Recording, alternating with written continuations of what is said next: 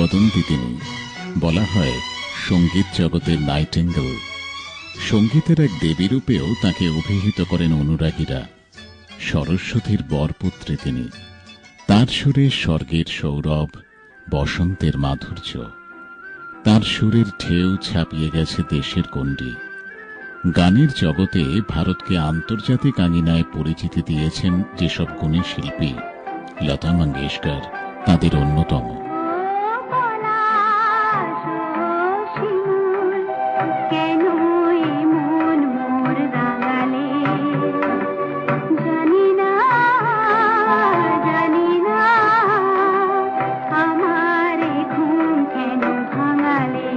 গান তার কাছে সাধনা, আরাধনা। শোনা যায় মাত্র একবারই তিনি হিন্দি ছবিতে ক্যাবারেট সিকোয়েন্সে গান গেয়েছিলেন, আর কোনোদিন তাকে ওই ধরনের গান গাইতে শোনা যায়নি।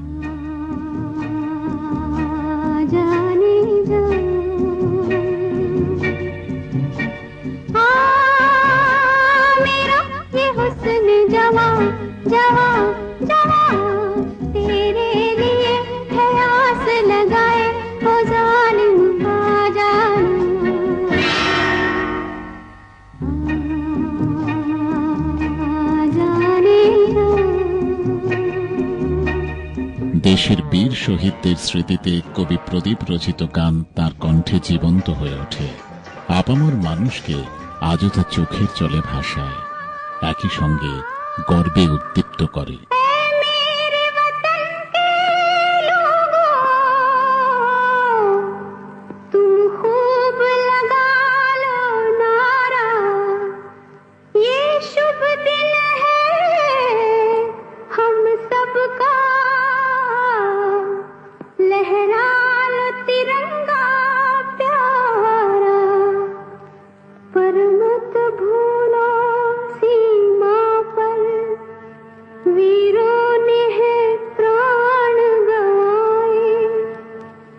कुछ याद उन्हें भी कर लो, कुछ याद उन्हें भी कर लो, जो लौट के घर ना आए। একসময় বলিউডে বিশাল সাম্রাজ্যের রানী হয়ে ওঠেন তিনি। পান জাতীয় পুরস্কার, ফিল্মফেয়ার অ্যাওয়ার্ড, বহু সম্মান, স্বীকৃতি।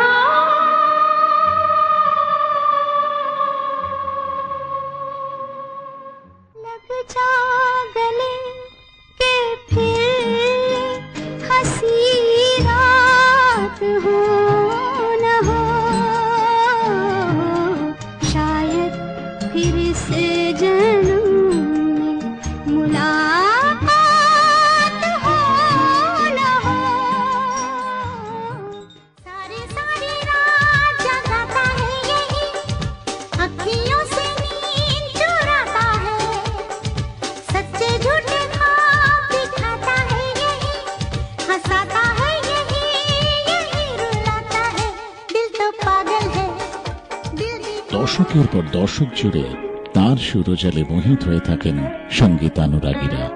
মধুর সুরে সেজে উঠেছে বাংলা গান।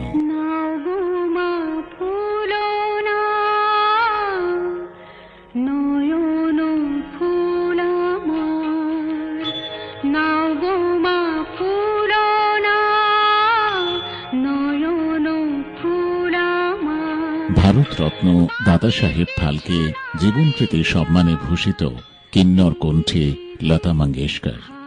তবে তার সব থেকে বড় পুরস্কার সম্ভবত আপামর মানুষের ভালোবাসা। আকাশ প্রদীপ জলে দূরের তারার পানিতে